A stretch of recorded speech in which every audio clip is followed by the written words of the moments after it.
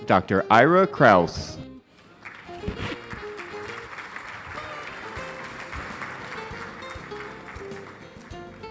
Wow. So I have to tell you that I've been spoiled. My previous speeches have been through a teleprompter, and I actually now have to read.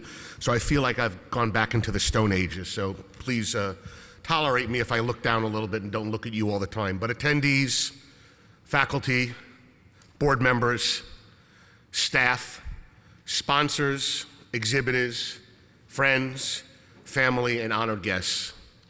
My name is Ira Kraus, and I am the president of the American Podiatric Medical Association. It gives me great pleasure to welcome you to the APMA 2017 Annual Scientific Meeting in Nashville, Tennessee, my adopted home state. In a few minutes, I'll introduce you to our esteemed colleague, Dr. Robert Conenello, to share with you his moving experience as a physician turned patient. But I want to take advantage of this time for a fairly unique opportunity to speak directly to so many of you, our members, at once. One of the consistent themes of my presidency has been together is the key. We rarely have this many colleagues together, and it's a powerful thing to have this kind of community gathered in person. It engenders camaraderie, it inspires new ideas, and it magnifies our message. As APMA president, I've done a significant amount of traveling around the country. And for the most part, it has been a pleasure when people come over to me and thank me for the job that we're doing, that APMA is doing for you as our members. But I will tell you that on occasion, I get the question, what is APMA doing for me? So I'm going to tell you a few things about what APMA is doing for you. Mind you, I probably can talk for hours, but I've been told I only have 8 minutes. So I will not be able to tell you everything. But the first thing I want to do is update you on our APMA registry. CMS has approved us as a qualified clinical data registry for the merit-based incentive payment plan in 2017. We are now working with EHR vendors on integration. Once the registry is integrated with an EHR vendor, the EHR vendor's clients will be able to submit information to the APMA registry. Fully integrated clients will be able to submit quality measures for the quality component of MIPS through the APMA registry. This will be a benefit of membership, free of charge for all APMA members. The registry has 11 measures available for reporting, including measures that are part of the MIPS specialty measure set for podiatry for the 2018 performance period. APMA has worked diligently to include that measure set under the proposed new and modified MIPS specialty measure sets. Get signed up here in Nashville. Visit the APMA booth, number 1027, or visit us at www.apma.org/registry. Not only is this going to be something that is going to help you in your MIPS integration in your office, but it is also going to give us data that is going to help us when we negotiate with insurance companies on your behalf. This is a win-win situation for our membership. And again, this is a free member benefit. Speaking of MACRA and MIPS, we know many of you have questions. APMA has the answers. MACRA Made Easy webinars are a series available in our webinar archive, free of charge for members. As on my tenure on the board, I will tell you that I represent APMA at CPT. While I was at CPT, when ICD-10 was getting ready to come out, I believe that APMA was one of the most prepared organizations of all the specialty organizations I had a chance to intertwine with. We are the same with MACRA and MIPS. We are ahead of the game and ahead of the curve at trying to give our members the information that's going to make them successful. From the homepage of our site, you can watch a short 9-minute video from Executive Director and CEO Dr. Jim Christina outlining how to avoid the penalty in 2017. We have a dedicated webpage with articles, links, and a variety of other resources at www.apma.org/MACRA. APMA has even put together a MACRA task force of experts who are designing education and strategies to help our members. We're educating and preparing our members for MACRA and MIPS in the same way as I told you we successfully prepared you for the transition to ICD-10. APMA is here for you. Don't miss the lineup of programming on Sunday. We'll have a breakfast symposium dedicated to MACRA and MIPS, followed by our renowned coding seminar, which will provide even more information about MACRA and MIPS, as well as surgical coding guidelines.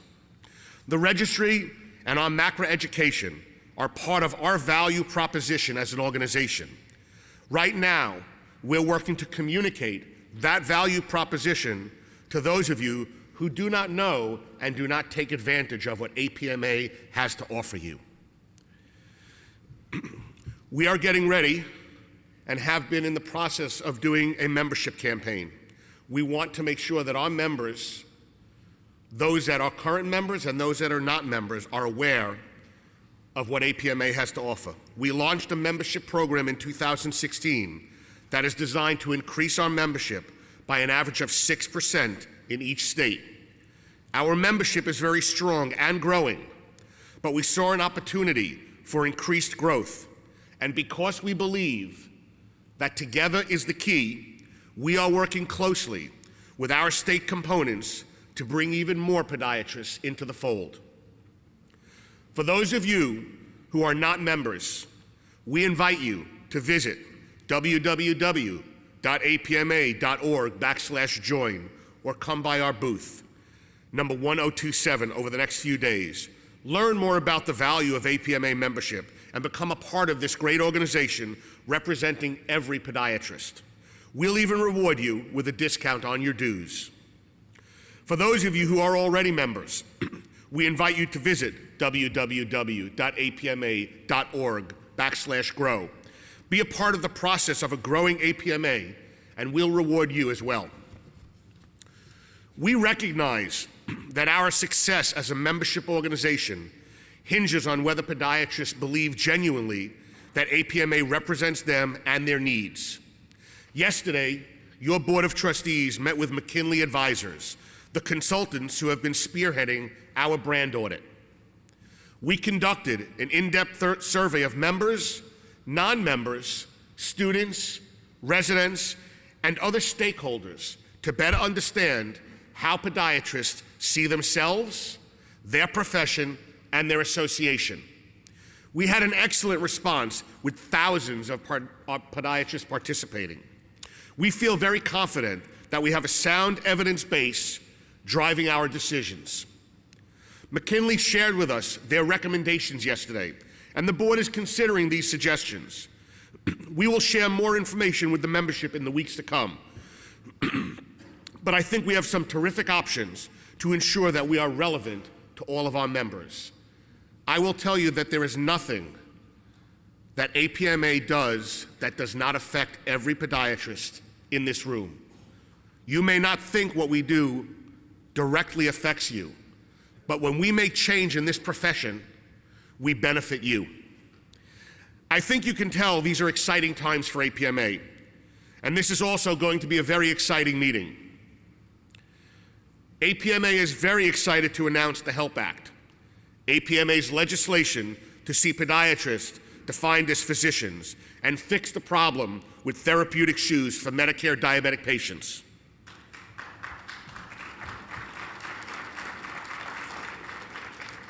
This bill was introduced 2 weeks ago in the US Senate with 7 original bipartisan sponsors. This is exciting because at a time when health reform is dividing Congress and the American people, here we have a bill that is bringing people together. This same legislation already has nearly 50 sponsors in the House, and with your help and support, we believe we can see this bill finally passed into law this term. We need your help. If you have not contacted your legislators, please do so. We continue to monitor health reform. We're guided in this process by the principles of health reform, which set forth guiding principles for what we want to see included in health reform legislation. We didn't specifically address the GOP plans because the advice we received from our staff and legislative consultants was that those bills were going to be very tough to pass.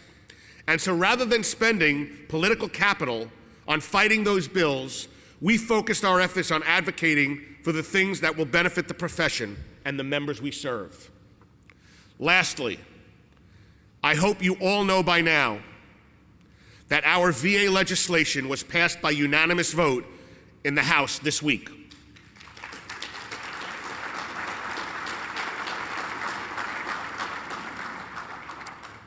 We've been working with AAOS and AOFAS for several months to revise the legislation and address their concerns. And I am pleased to announce that we have successfully negotiated new language that accomplishes our goals and resulted in a 180-degree reversal of their previous position and now endorsement of our legislation from the AAOS and AOFAS.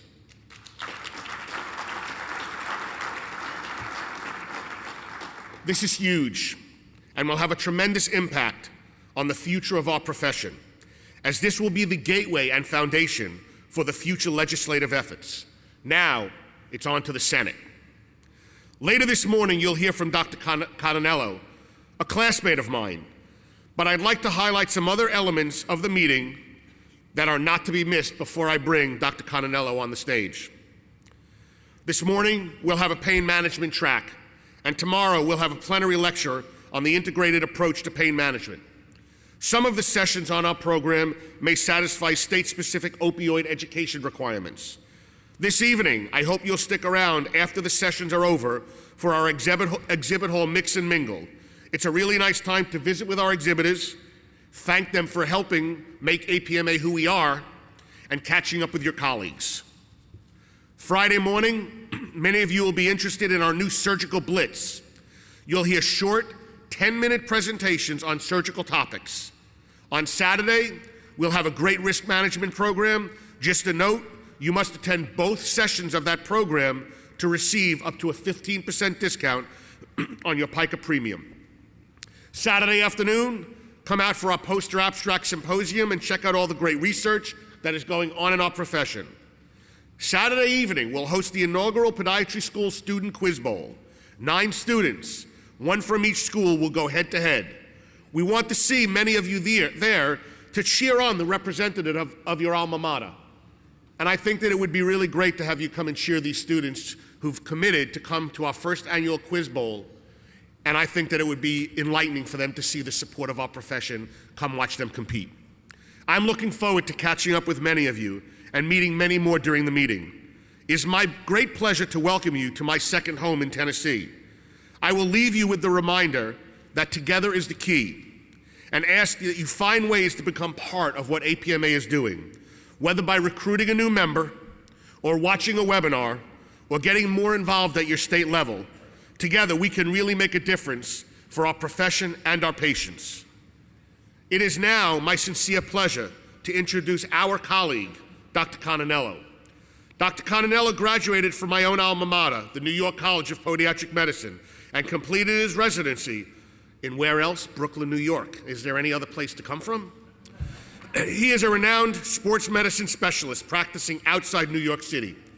Dr. Conenello is a diplomat of the American Board of Foot and Ankle Surgeons, a past president of the American Academy of Podiatric Sports Medicine, and a member of the Pi Mu Delta National Podiatric Honor Society. Dr. Conenello was recently honored with a Lifetime Achievement Award for his service as a global clinical advisor for the Special Olympics in New York. He is an honorary surgeon for the New York City Police Department and a member of the President's Council of St. Thomas Aquinas College and serves on the faculty of the Dominican College. He has lectured around the world on topics related to foot and ankle conditions, treatments, and surgeons. Please join me in offering a warm welcome to Dr. Conenello.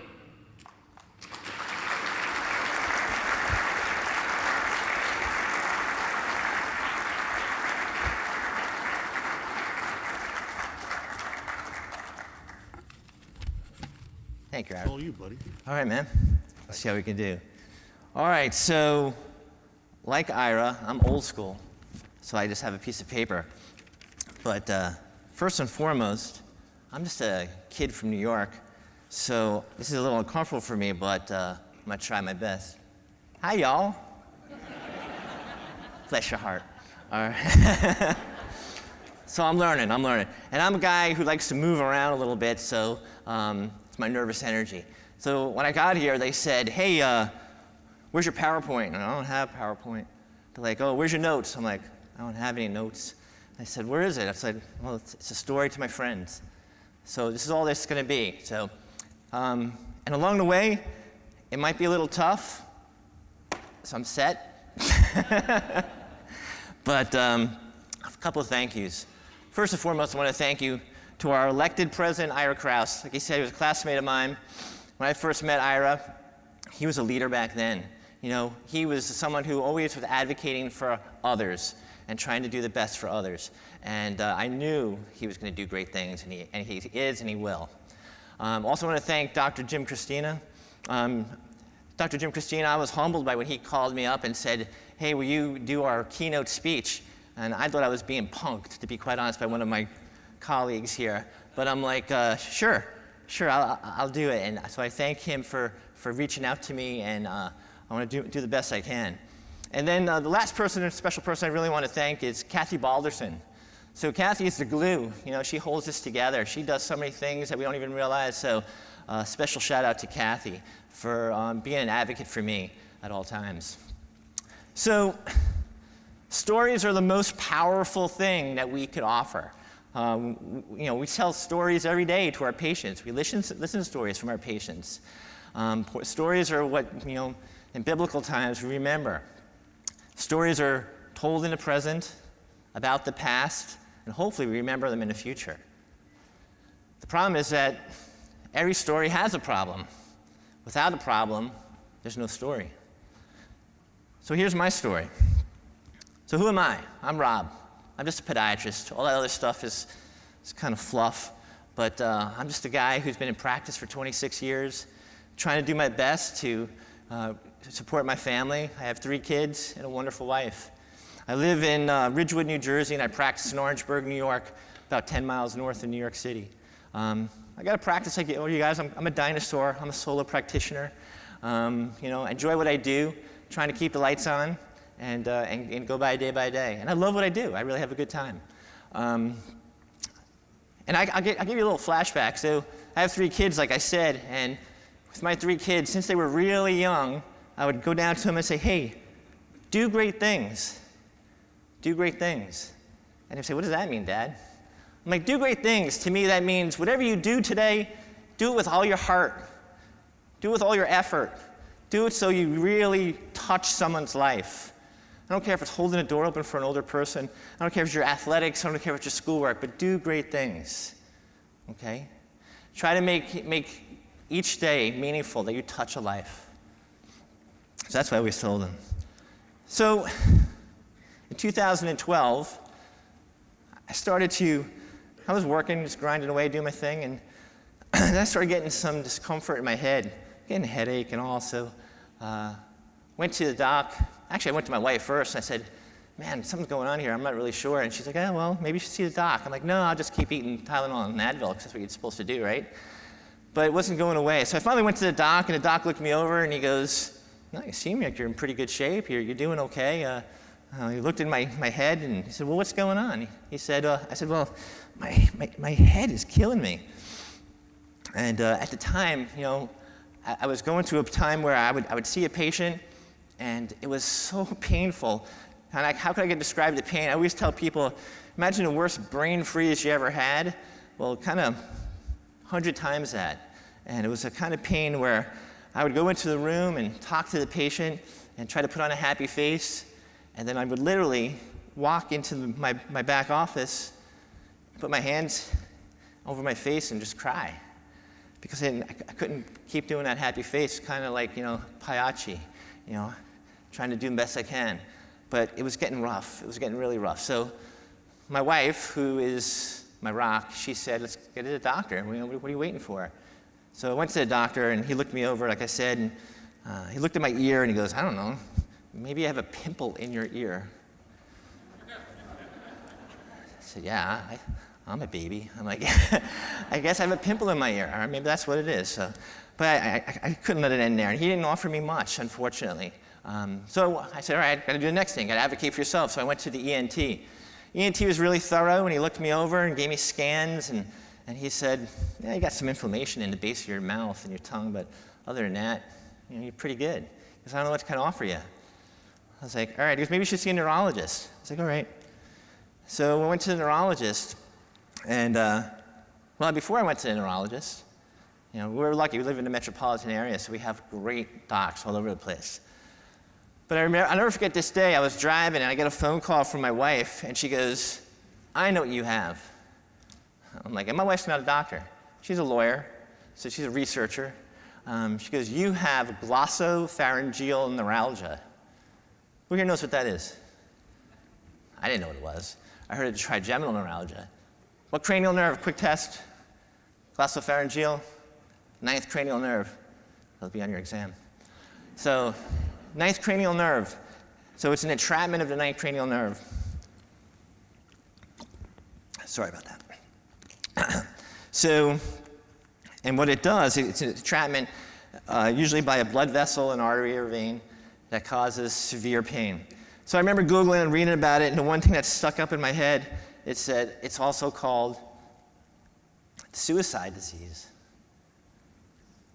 And I was like, wow, it's kind of heavy. So, and I'll be lying to myself and lying to you guys and lying to my family if those thoughts didn't come to my mind. Because it was hard. It was really hard. And, it was something I had to get through, So, but I said, I need help. So we went to the neurologist, my wife and I, and the guy was great. He was the chief of the department in one of the biggest hospitals in the city. And he said, well, you look pretty healthy. And I'm like, okay. So he went through all the different things, and he goes, and then there's a couple of zebras. He goes, a couple of zebras, maybe, there's a glossopharyngeal neuralgia, but I don't know anything about it. He said that to me. This is the chief. He goes, I don't know how to even treat it. He goes, but I don't think that's what you have. Take some gabapentin, you'll be fine. I was like, all right. So my wife and I, we walked out, she's like, let's go to work. Let's find out who knows the most about glossopharyngeal neuralgia. And we found out the best place in the world was the University of Pittsburgh. So we called up the doctor there who wrote the most evidence-based papers about it. And he was semi-retired. And they said, hey, I really can't help you all that much, but the best guy we ever trained was in Princeton, New Jersey, so not too far from us. Go see him. Went to see him, brought him all my scans, and remember, I never forget this either. Bring it in the room, and he shows it up there on the X-ray, and he says, he looked at the difference from this side to that side, and I could see it. It was obvious. It was asymmetry. And he said, yeah, you can do this, and he gave through the different conservative approaches. Or you can have a surgery, and the surgery is pretty intense, to have some brain surgery for this, to remove that entrapment. So let's go, I'm all in, let's do it. So we went to do the surgery. Now, I told you I'm a solo guy, right? So as a solo guy, now I'm thinking, how am I gonna run my practice? Because it's gonna be a long recovery. And my wife said, don't worry about it, we'll figure it out. So unbeknownst to me, there was a conspiracy going on. So, conspiria, I think that's how you say it. That's the Latin derivative. That means to blow together, to breathe together. So there was a group of doctors, my competitors in my area, and there's a lot of podiatrists there. They were breathing together to breathe life into my practice. Each one of these doctors, some of them are here today, decided that we're going to keep his practice going. We'll leave our practice, and we'll come here, and we'll work for a day, each day, and help him out. I didn't even know about this. But they blew life back into my life. They conspired to do that. And those guys did great things. It's pretty impressive. And gals did great things. So we got through it. Got through the surgery. It took me a few months to go through there.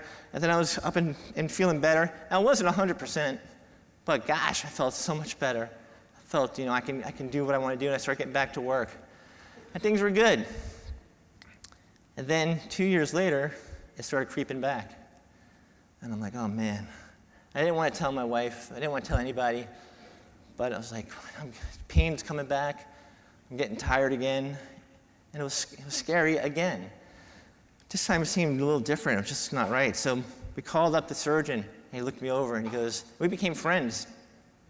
You know, he was an athletic guy like myself, and we had similar things in our lives, and he said, I don't really know. Maybe I'm too close to the situation, so we got to send you someplace else. So he sent me to NYU, Langone. We went there, and we saw one of his mentors. And he looked me over, and he said, I think the surgery went all right, but maybe you have some scar tissue. Maybe we can do Gamma Knife and help you out. I said, all right, got to do what we got to do. I can't live like this. He goes, but you know what? I'm going to send you to a doc, a pain specialist. So I went to this pain specialist. He's an old guy, sweater vest, and he had the resident walking behind him. And I went in there, and he was quick. He came in right away. He goes, yeah, you have this. You need to take gabapentin. If that doesn't work, get to gamma surgery. See you later. I was like, and he was getting ready to bolt. And I remember his hand was almost at the door, and it was a seminal moment for me. I said, wait, just wait. I said, please listen to me, please. I said, when I stick my tongue out, it goes over here. He goes, oh, let me take a look at that. Takes a peek at me, and he goes, that's not right. I'm like, yeah, I don't think so. I said, I work on down on the foot, but I don't think it's supposed to go that way. But it's like a calyx valgus of the tongue. So he goes, you know what, I'm going to send you for some scans. So he sent me for some more brain scans, calls me up that night, and goes, you're fine. You're fine. Don't worry about it. You're fine. He goes, but you know what, we didn't get a full head and neck. We only got to see the brain and all. So let's do it a little bit further down. Come back tomorrow and do another scan. I'm like, all right. So we do another scan, and then I get a call that night, and he said, hey, you got a huge tumor in your throat. I was like, what? I'm like, come on, man. So, yeah, you got a huge tumor in your throat, and you have multiple metastasis to your lymph nodes, and it's malignant. And I go, what do I do now? He goes, you get the best surgeon you could possibly find. I was like, all right. So we went and we found the best surgeon. One of our colleagues, Dr. Brian Markinson, was over at Mount Sinai, and he found me the rock star surgeon. This guy was. He did most surgery on head and neck than anyone around the area on some of the most high-profile people, and he was pretty cool. So we went there, and this guy had an entourage. He had about 12 residents and fellows and medical students and nurses just walking behind him everywhere he went. So I'm like, all right, this is the man. This is cool. And he was good. He looked at me, and he said, here's what we're going to do. He goes, sit down in the chair. I sat in the chair, and he goes, we're going to do a biopsy right now. And did the biopsy right there, and there was a pathologist with a gigantic microscope right there. He goes, we'll see what's going on. I said, all right. So they do it, and the entourage leaves the room. It's just me and my wife and a pathologist. And there's a reason why pathologists are pathologists. And sorry, Dr. Bukotic, if you're here. But maybe they don't always have the best bedside manner. So I remember this gentleman looking at his microscope, and he goes, oh, this is very, very bad. This is very, very bad. And I'm like, I hit my wife. I'm like, hello? I'm right here. So he goes, oh, I'll be right back. He ran and came back, and the team came back, and I knew it was important now because they were all behind him. I'm sitting here. I remember looking at him. He sits on his stool, and it was like something out of a movie. And here I'm with my wife, and he goes, hey, you have adenocystic carcinoma. Once again, didn't know what it was. He goes, it's a bad one.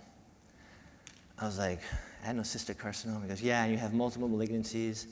And so here's the deal. Here's the story. And he goes, we're going to have to remove your jaw. We're going to have to swing it open. We're going to remove 80% of your tongue. We're going to try to get the tumor out as much as we can. It's a huge tumor, so we're going to do it best we can. We're going to try to rebuild your tongue from your forearm, and then we're going to give you a trach.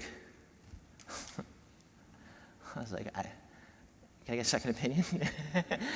I was like, wow.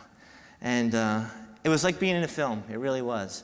And my wife's next to me, and she was just being calm. And I remember zoning in on one of the residents who was a big buff guy, and scrubs behind me. And I said, would I be able to have a catch with my kids? Can I just throw a ball, just to hang out with them? That's all I want. Because we're going to do our best. And I looked at that big resident, and he had tears rolling down his eyes. And it was a moment. So he goes, we're gonna try our best. I'm like, okay. And this was right before Thanksgiving. He said, go enjoy Thanksgiving. And we'll do this on Wednesday. I was like, okay. So we did our best. And you know, we deal with life with humor in our house, so we tried our best.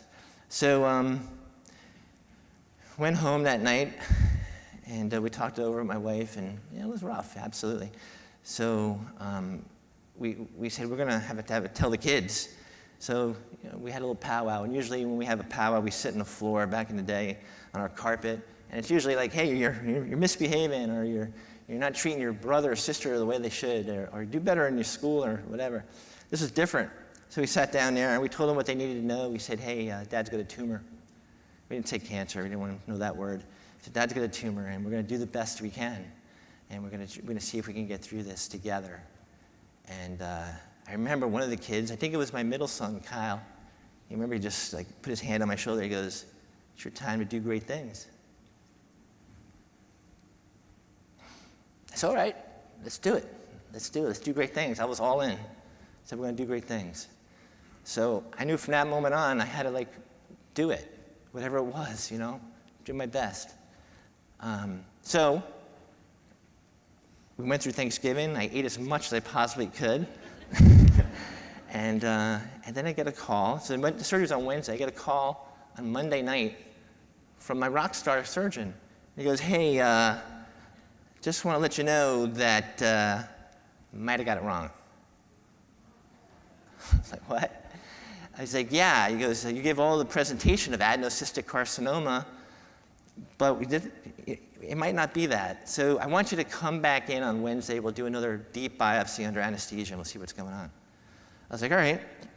We go and we do that, and wake up from anesthesia, and he comes and goes, yeah, you still have stage 4 cancer, and it's still like a 30% survival rate, but we're going to try something different. It's squamous cell carcinoma. It's not adenocystic. It's huge. It doesn't make sense, but we're going to do this, and we're going to do chemo and radiation, and he was gone. And that was it. I never saw my rock star again. So we knew that it was time to do great things. So we found out to go to Sloan Kettering, and that was the place to be. And we went there, and they looked at me, and they examined me again. They looked at all my slides, and they said, you have adenocystic carcinoma. I'm like, time out, I do not.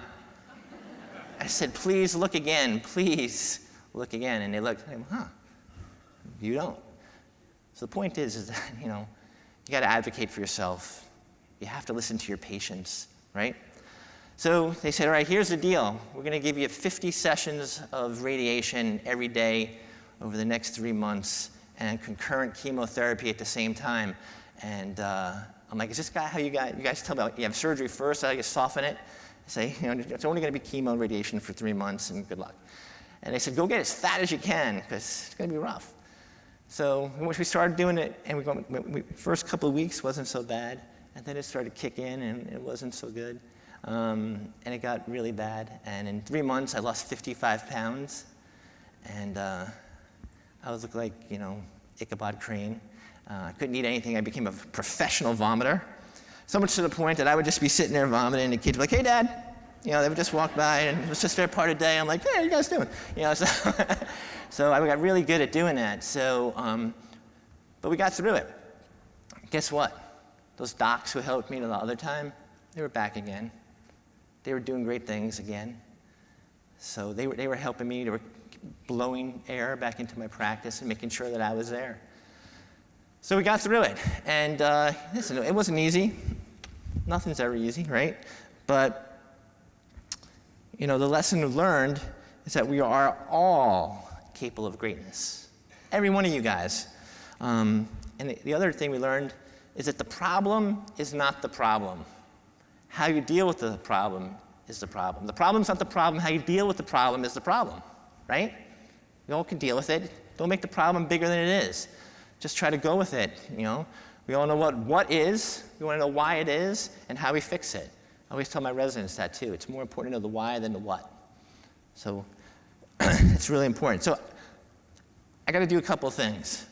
And I want you guys to just deal with me for a little bit. I want to ask my family to come up here, if you don't mind. I have three kids. One of them is not here, Kyle, my middle son. He's in the Little League World Series right now. He's in the, for New Jersey. You guys stay right here if you want. Yeah. So, but this is my team. Everyone needs a team. So first, there's Marette. She's my little one. She's a Spitfire. She's intelligent. She's beautiful. She's tough. She said to me, I asked her, I said, when we're going through this, I go, are you nervous? She goes, no. I'm like, why? She goes, because you're tough. I was like, thank you. And I think she's tough. And I think she's smart, and she's going to do great things. My middle guy, Kyle, he's the one that's not here. He's playing baseball right now.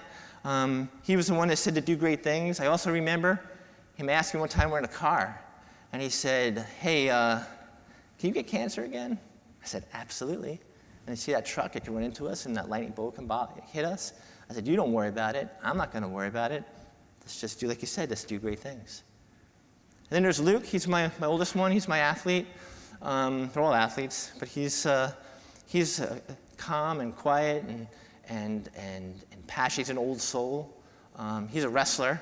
And Luke had won an award one time called the Hunter Be Hunted Award. It's given to the wrestler who's the toughest. He's looking at colleges right now. We're just coming off our tour. But I remember that message that he had to give. He had to give a talk himself. And he said, wrestling this taught me to be comfortable in uncomfortable positions. And isn't that life? And I was coming from a kid. And I was like, yeah, that's life. Life teaches that, to be comfortable in uncomfortable positions. So I guess my point is that I was getting through them.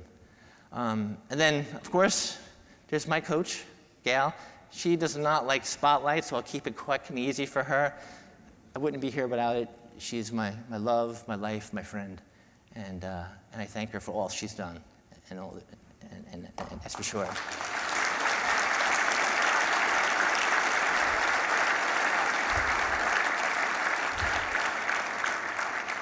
So there's a talk, I don't know if you who's ever seen from Carnegie Mellon, the last talk by Randy Pausch, right?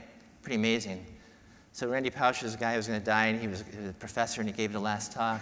And I love at the end of it, he goes, so here's the head fake, all right? The head fake is this, for me, okay? I don't want any pity. I don't want admiration. The head fake, it's not about me, it's about you. It's all about you guys.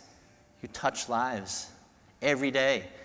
I can't tell you how many patients came up to me and said, we need you. I'm like, what do you need me? To take care of your toenails? No, we need you. It's important. You're important to us. So you're all important to your patients. You know you touch lives. You know when you get that cake from that little old lady. It means something, right? Or you get things that you really don't want. I'm like, oh, thanks. Another foot ashtray. That's cool. But it's important. You touch lives. And it's not about me. It's about others. And it's all always about others. So who are my heroes? So, of course, they're the docs who helped breathe life into my practice. I'm going to give me a moment just to name some of them. And if you know some of them, tell them, good job. Dr. Peter Costa and Dr. Lance Greif. Those two were my captains. They led the team. They made sure that things went forward for me. I can never thank them enough. Dr. Charles Wolf, Todd Stewart, Scott Rubenstein, Stu Kamen, Bo Botafalvi, Shane Baker, and Jamie Garber. And my inspirational team of Brian Fulham, Paul Langer, Amal Saxena, Alex Kaur, Ed Nieder, and Steve Privet. These guys, they would call me and say, hey, you got this. You got it. No worries. Even when I was coming here, they came up to me and said, you got this. I'm like, I'm nervous. And they're like, you're going to be fine. You got this. There's some special people who are here, though. I'd like to ask them to come up, please. Lance Berlin, Karen Langone, Dave Levesque, Rita Yates, Matt Word, and Howard Osterman. Can you please come up here, please? Now. Yeah.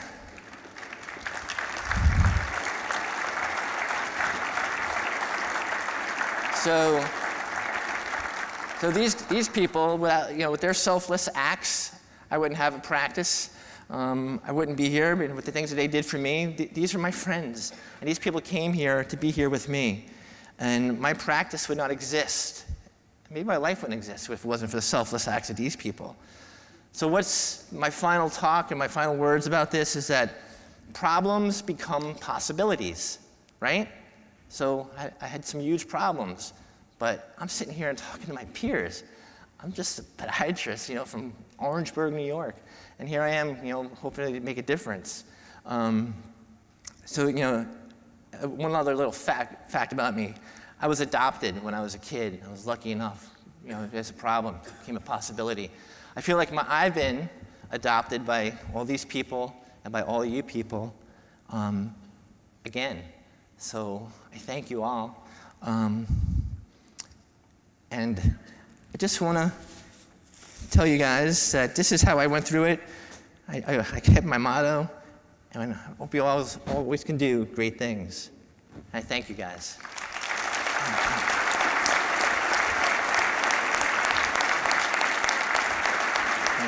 It's better than the speech I would have wrote.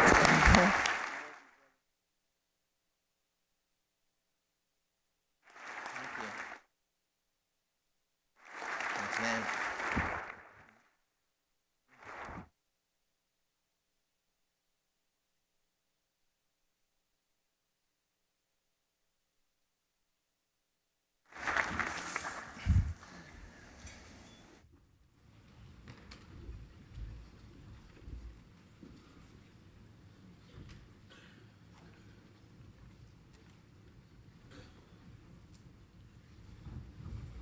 Wow, do I really have to speak after that?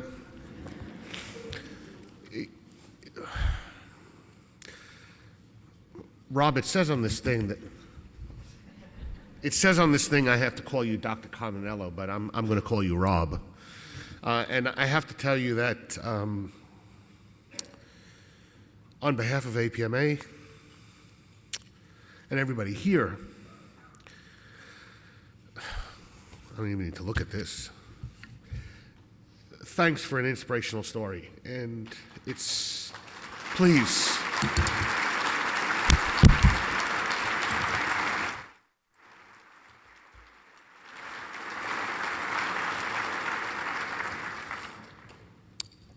Listening to the people that helped you, it's kind of interesting. It's a small world, and obviously Rob and I were classmates a year behind each other. Listening to the names, one of the young men who helped him out, I went to Hebrew school and grew up with. Dave Levesque walked off the stage, was a classmate of mine.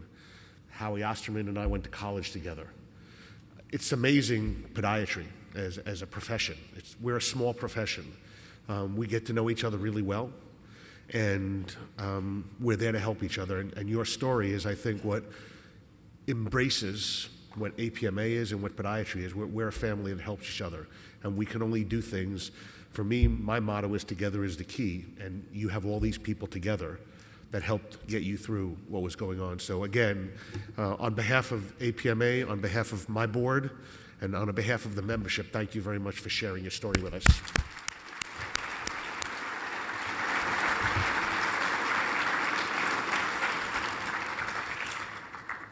Well, I'd like to welcome all of you to Nashville. Tennessee has become my second home, and I've been here for over 2 decades. What's a Brooklyn kid doing in Chattanooga, Tennessee? My mother's been asking me that for 28 years. I think you will find, as I did, that you can't beat the Southern hospitality. If you're looking for things to do and discounts for local attractions, please visit our website at www.apma.org/thenational, and under hotel and travel information, check out our Nashville microsite. I now want to invite you to join me for the grand opening of our exhibit hall downstairs in the Ryman Auditorium, B1 through 6. During the grand opening, you may scan for CECH. If you're unsure of where to scan, ask the scanning personnel, just look them. There's a big sign that says, "Scan here," you can't miss it, hanging from the ceiling. Please make sure and take time to visit all the terrific companies that have been here to support the National. We have nearly 200 exhibitors here, and if you have the need, they have it. In particular, please make sure to stop by and thank the Spanko Medical Corporation for its generous support of this opening session, and for our opportunity to hear about Dr. Conenello's story. and generous support for the opening session. There are a lot of things going on at this national meeting that I think you could all look at. We have our Hall of Fame lunch on Saturday. We have our run walk Saturday morning. There are so many things that you can do. Please participate and attend the events that are going on at our national meeting. And I thank you again for being here, and I wish and I hope that you all have an outstanding experience in Nashville. Thank you very much for coming.